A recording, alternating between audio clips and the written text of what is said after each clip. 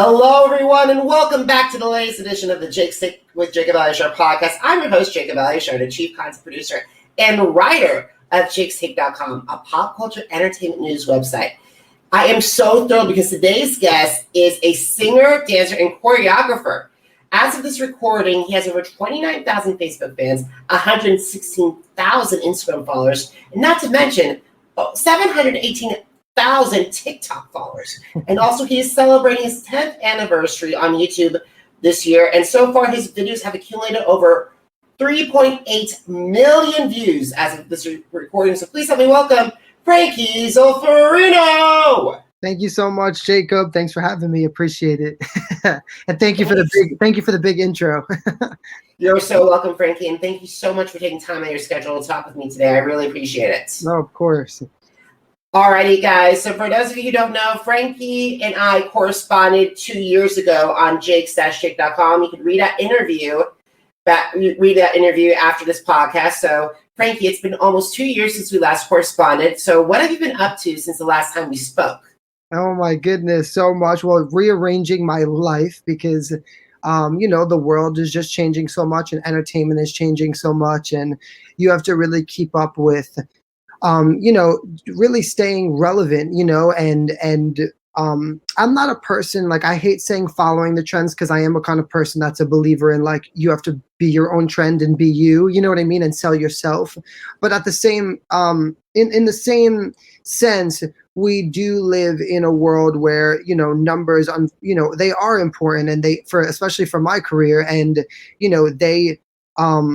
they situate, what will happen next for me, and you know what I mean, and how I will get the next deal, or how I can come into, booking something. And that's really important to what I do if I want to get to the point, in my career that I dream to be. And so, the last 2 years have just been a lot of refocusing on my brand and, how I can sell it to, a new demographic, and how I can continue to build a brand, but still, stay relevant, but still stay true to myself. And I think that's been what I focused the most on is, how do I stay relevant, and how do I, fit in with the trends, but still be unique and genuine and sell who I really am as an artist without losing that. And so, I've really spent the past, especially year, really focusing on that during the pandemic. And I've had a lot of growth from that, and I've seen a lot of success. And so, yeah, it's crazy though, because what people don't realize, it really is a full-time job. I wish that, for me personally, I wish that music was the way it was. Like, you were a singer and your main focus was, creating great music and performing and being a great artist. And, the truth of the matter is now that is definitely more minimal because, social media is so massive. So I have to make sure that all of my pages are running daily and content is coming out to people, consecutively. And I'm giving, all of my pages different content, you know what I mean? So that it attracts people to come to more things. And it is definitely a full-time job. And I feel personally it takes away from, the real art of music. But this is the world. So I totally agree. So as we're speaking, places are slowly going back up, especially in New York. So as the entertainment industry is slowly returning, what have you been doing to prepare? Because I know you're itching to return to live entertainment. Yeah, I love to perform. That's my favorite thing to do. I just did a surprise performance in Times Square. So that was really exciting. I had, I knew a bunch of my fans were going to be in the city, like promoting me and stuff. And so I set up a time. I was like, be at, 1515 Broadway at 7:45 p.m. And I showed up, and I had a guy come and set up speakers and a little mini stage, and I had some dancers come in with me, and we rocked out Times Square for 10 minutes. And it literally just reminded me of why I do what I do. Like, that feeling just, of performing live and being in front of people and singing and dancing. And I was like, oh my God, feels so incredible, because I've been stuck behind this, for a year, and, it's just not the same feeling. And so, I'm pray to God that I'll be, touring again soon, and, figuring out the next steps for that. Awesome. I'm so happy to hear that. I'm sorry I missed the performance. I don't know where I was during that time.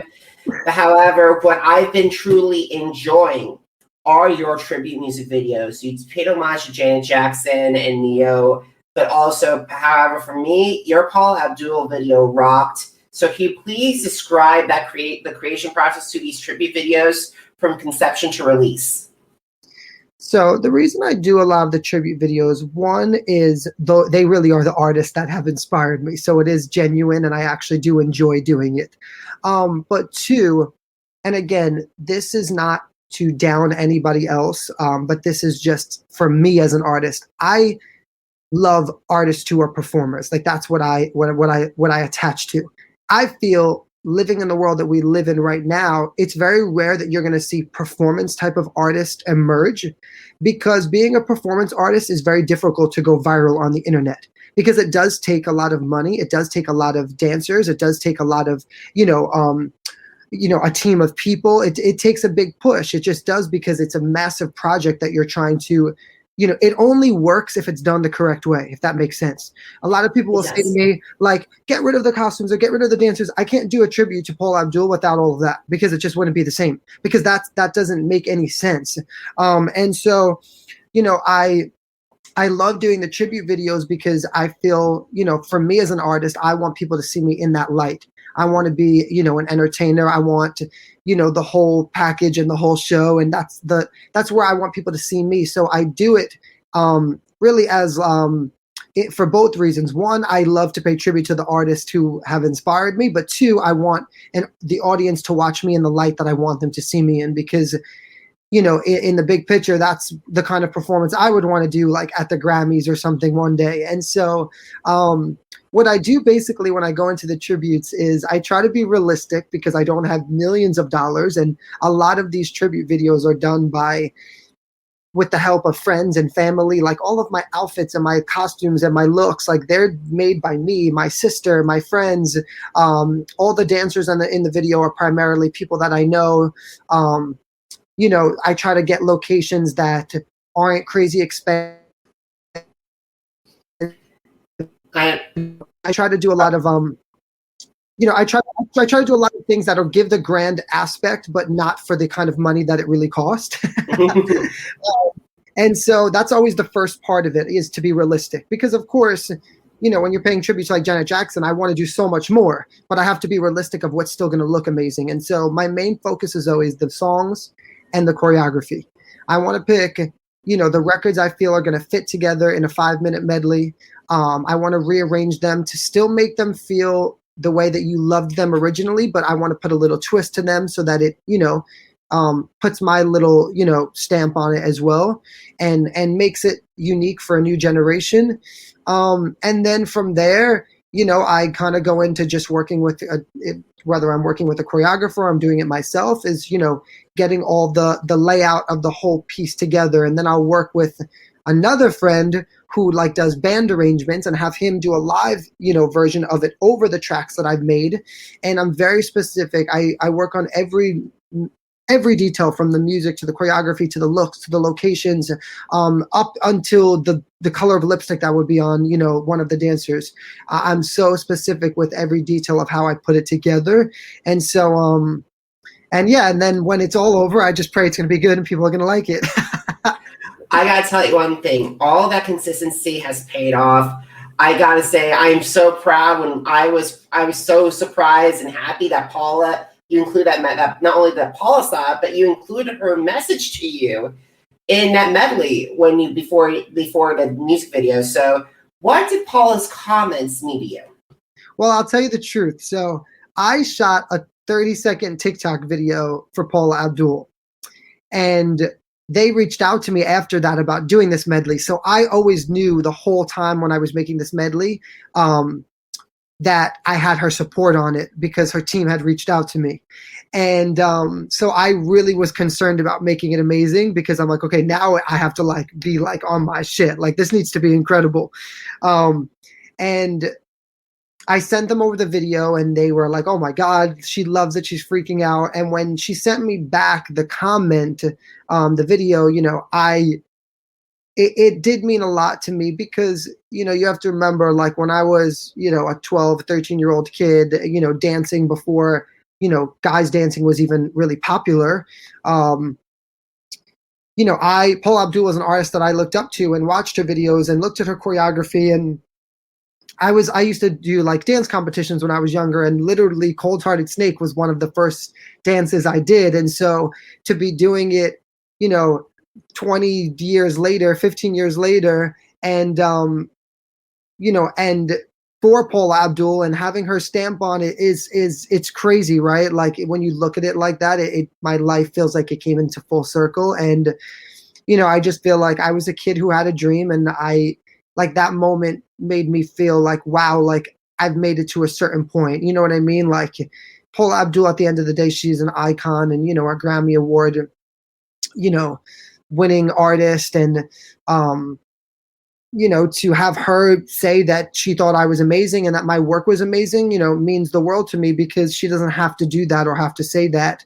And also for my career, it is a blessing as well, because it makes other people look at your project in a different way. It just does. No matter how people say that, it does. So, a music executive, if you tell them, well, Paula Abdul loves him and Janet Jackson reposted him, it makes them feel better about the project. It makes them feel more like, okay, I can go into this, or I could put money into this, because now I'm seeing like more things happening, and I'm seeing, like these big artists are even saying he's amazing. And, unfortunately, when you go into these meetings, my talent has always been the same. I always tell people that. The difference is that now people are recognizing it, and bigger people are recognizing it. And because of that, industry people are like, oh, now he's good. But 5 years ago, it was, what you're doing is crazy, and I don't know if he's good, because they don't even want to waste their time to look at the project. And so it for me and for my life, her words and what she did for me was, enormous, and I will forever be grateful for that.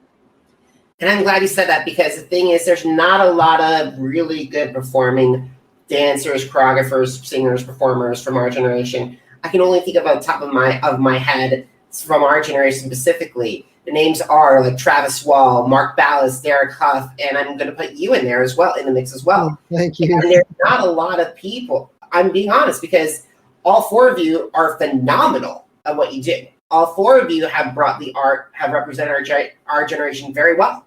When it comes to performance, when it comes to the dance world. And I forgot to mention Twitch. I have to add Twitch in there. Appreciate that. Thank you. All right. So you mentioned TikTok. So I want to talk to you about because you've gained a massive following on TikTok. So what are some of the best strategies that you use to gain that following? What I do a lot is I focus a lot on every once in a while, I'm like, okay, let me do something that's trending. So like if it's a trending song or a trending dance, like I'll just jump on it, because staying with the trends on the app is important. But what I do is, because I don't want people to look at me as a content creator or as an influencer or a TikTok star. A lot of people will say, like, even my managers will be like, they'll just throw it in there like TikTok star. And I'm like, not that there's anything wrong with that, but I want to be a real entertainer. I don't want people to look at me as an influencer. Not that there's anything wrong with that either. But I do feel there's a fine line. And so what I do for me is I'll post a lot of the stuff that's trending, and then I will post stuff that I actually like genuinely want to post, whether it does good or not. I'm still going to get people to see it. So whether it's going to go viral or not, I don't care about that. I care that when people go to my page and you start scrolling and looking, you can discover who I really am. So for every, dancing trend, I will post a video of me singing, or I'll post a music video, and, in the music video, I'll break it down and kind of explain things about it, or, say like I shot this music video 6 months ago, and, like I'll put like a voice note over the video or something, just different things. And I always try to just include also two personal stories and, my battles and the things that I've overcome, and so that people can also connect with me more on a personal level as well. And so I try to mix up the content, and give a lot of people all the, the elements I want them to see of me. But I also, of course, try to be smart and, stay with what is hot and what is moving, because it is going to help my page move, and in return, get more people to see who I really am. So I always tell people, I'd never like to be a hypocrite, but I will do things to get people to my page in order for them to discover who I really am. Because unfortunately, It's my line that I always tell people, you don't have a voice if no one hears your voice. So I could be preaching to the world the most amazing thing, but if no one's hearing it, it doesn't mean anything. I need people to see it. I need people to hear it. And so I need them to get them there. And, and so sometimes I'll do things that I'm like, oh my God, I can't believe I'm posting this, but I will do it. I understand that eyes are necessary. And like, I understand what is the bar and like the line you have to say, okay, no, I'm not going to post that. All right, I'll post it. And like there are some stuff that I even regret. There's stuff that I even regret posting. So I know where you're coming from. I just feel like I'm at a point in my life where I'm so tired of seeing people working smarter than me. I'm like seeing their success go so much faster. And I know you're never supposed to compare yourself to other people or be jealous of other people. But listen, we're all human, of course. If anyone sits on here and says, oh, well, you're lying. How many times I'm scrolling and I'm like, how the fuck is this person doing this and I'm not? Oh, yeah. There are several podcasters I'm not going to name that I'm friends with, and I'm not going to name names. But there are times I'm jealous of those people because of their interviews. It's human nature. I think that it's okay to like admit that, and get that off your chest because it's part of life. Anyone who, comes across and they're like, oh, well, I'm so happy for this one. And I'm like, okay, well, I don't think that anyone is that nice and perfect. And if you are, that's amazing. I would love to meet you.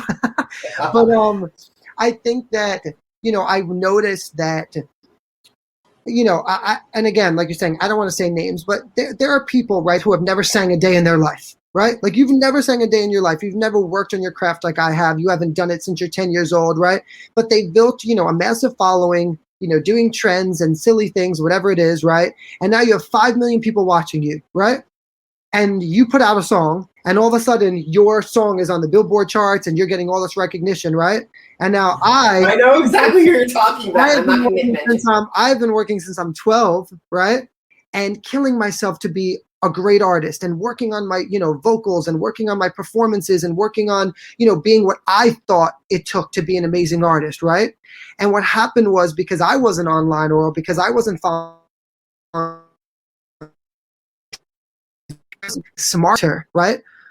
I was, never getting to that next point. And so I realized, that no matter how much I tell myself, well, I was raised this way and I was raised to believe in this, and I can't fight myself a changing world. I can't do that. Like I can't do that by myself. And, I'm never going to get to the point where I can speak my truth or say the things I want to say if I don't have a platform to do it. So I have to do certain things to get to where I need to be in the world that we live in right now, because, the truth of the matter is that no big entertainers, everyone just wants to be relevant. It's very rare you're going to find people go out and say the real truth of how they feel. That everyone is just dying to stay relevant. Everyone is dying to make sure that they book their next job. Everyone is doing whatever it takes, to stay current because they're seeing how scary things are changing. And in one minute you're here and the next minute you're here. And that's literally how this career is right now because, everyone has the ability right now,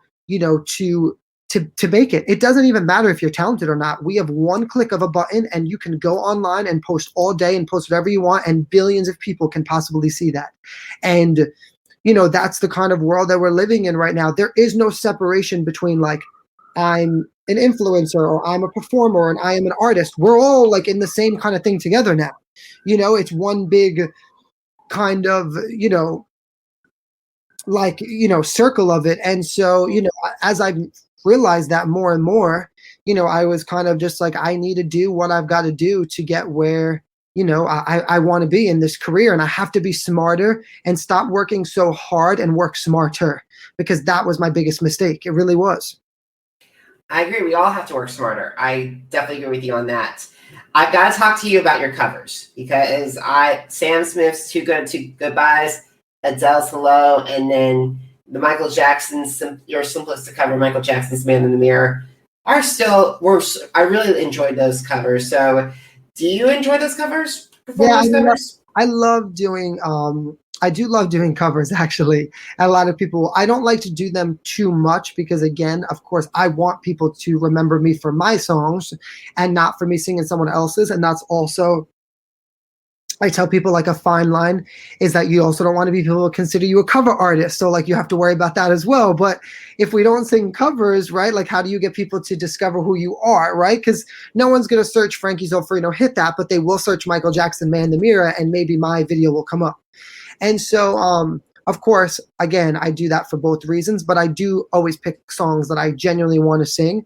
I would sing covers every day because there's so many songs I love and so many songs I'd love to put my own spin on and do renditions of. But, you know, that does take time and money as well. And so, you know, I try to like, you know, just do it enough, but not too much.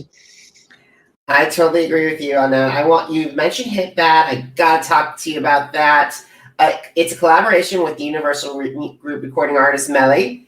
And can you describe the story behind the song to my audience? With what? How the song came to be. So basically, when I went to the studio, I was pretty like adamant about what I wanted. I had a bunch of ballads already recorded, like that I could have put out. I have so many songs on my computer, you can't even imagine that I'm just saving. But I wanted the first one. I waited a year to release original music because I didn't want to put out anything last year that was original during COVID. So I waited a year and I was like, it's time. But I was just like, this is what I felt. Like there's really like no pop music, right? There's pop music, but it's really like sad and dark or super vibey. And then there's, you know, a lot of like rap and R&B records, right? But there's really no like happy kind of songs or, you know, just something that the frequency is high, that just makes you feel good, that makes you want to dance. And that was imperative for me. And I wanted to do something that was heavy on the drums, like late 80s, early 90s inspired. And because I love to dance, and that always is like important to me to have a record that I could still perform to. And so I went to the studio and I gave them a bunch of references of like songs from the late 80s, early 90s that, you know, I loved. Like I remember being in the studio, I was playing Whitney Houston's So Emotional. And I just kept saying to them, this is the energy I want. I want people to feel happy. Too much darkness, too much sadness. Everybody is so, you know, political, and everybody is so, you know, like just, you know, like, and angry, and everyone is just fighting with each other and going back and forth. That's literally all you see. And I'm like, I want to bring people together. I don't want to make the record. I don't want it to be controversial. I don't want it to be, I just want people to be happy when they hear it. I want you to play it in your car and turn it up and have a good time and put your windows down and put your hands in the air, you know, and just forget everything else and just be happy. And so we went into the studio. That's really was the, you know, what I was focused on. And then we started building the track, and I wanted the song to kind of be about dancing still. So that's where Hit That came in, you know, the way you hit that move, watch me hit that too, kind of like dancing with somebody. And so, yeah, and that's basically how it happened. Awesome. So I was listening to the song and I really like it. And it reminded me so much of when the first time I listened to Bruno Mars and Cardi B's Finesse remix. A lot of people say that. Because it has like that like 90s kind of vibe, which, and it's funny because that wasn't one of the references when I was doing it. But when we added the rap to it, it literally, everybody was like, oh my God, this reminds me of like a, you know, of a Finesse vibe, which makes me so happy, trust me, because I love Bruno Mars. He's one of my favorite artists.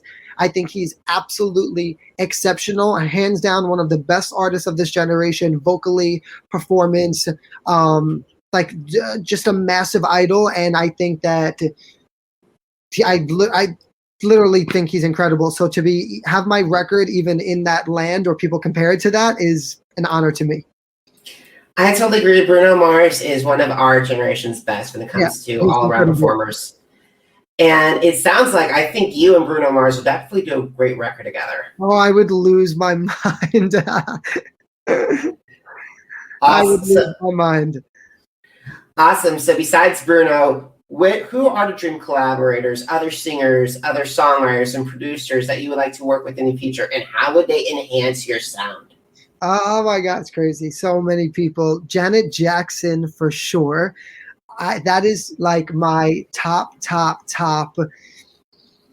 ultimate because I just would lose my mind.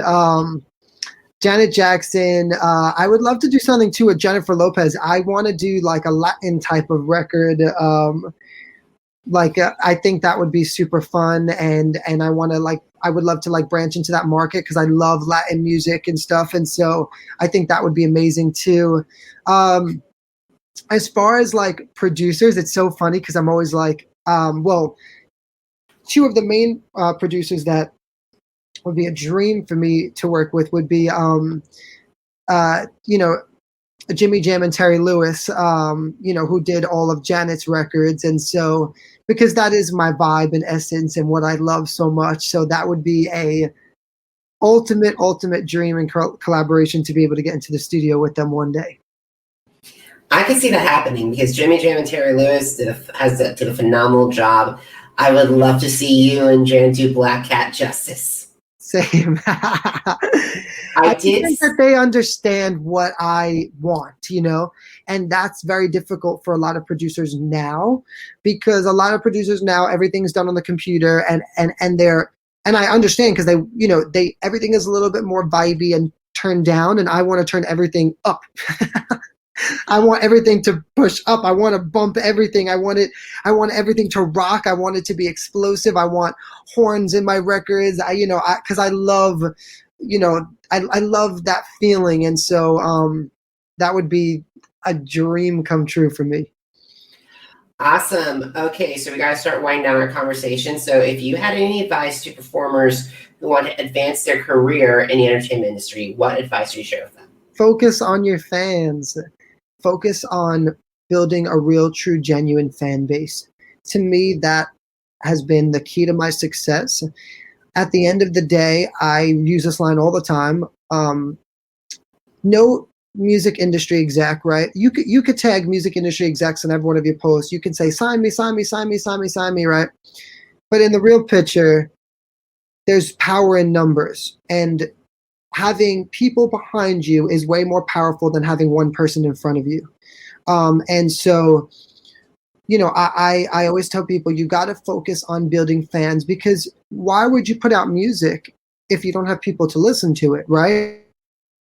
Mm-hmm.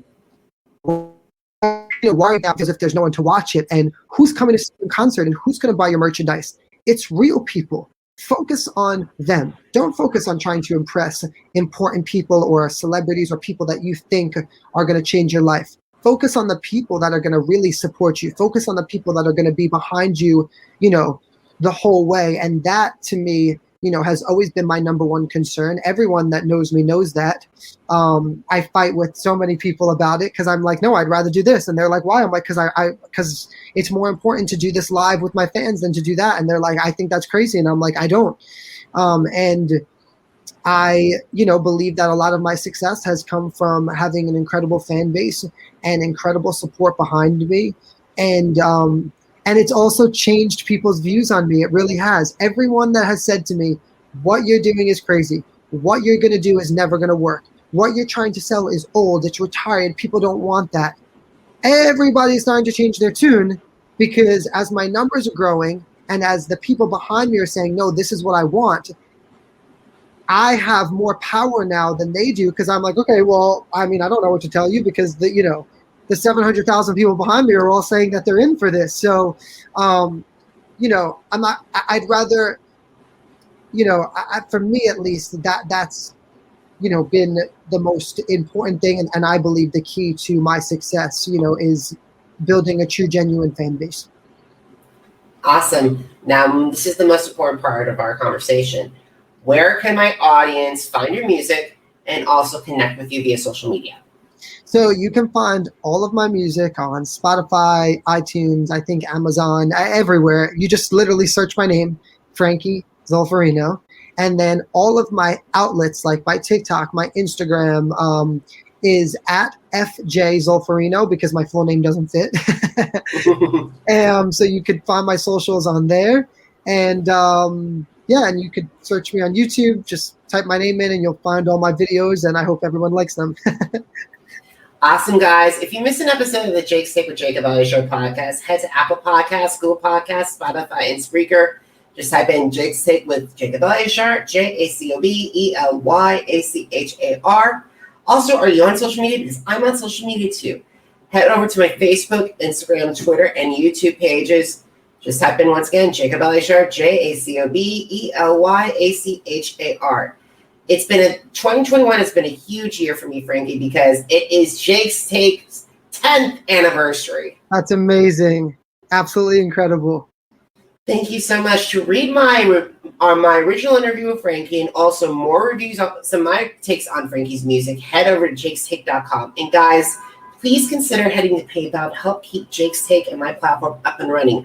I'm the only person doing everything, including arranging the interviews, writing the questions, editing the videos, editing the audio, everything. So every bit matters. Now, if you can't do that, I would always love a subscribe and a like and a 5-star review on whatever podcast platform you have. Frankie, I am so proud of all the success that you have had and will have as you begin this next chapter of your career. Thank you, Jacob. And listen, have a safe move and wishing you the absolute best and bigger things to come. Absolutely, guys. Thank you so much for watching. Thank you so much for listening. Until next time, thank you.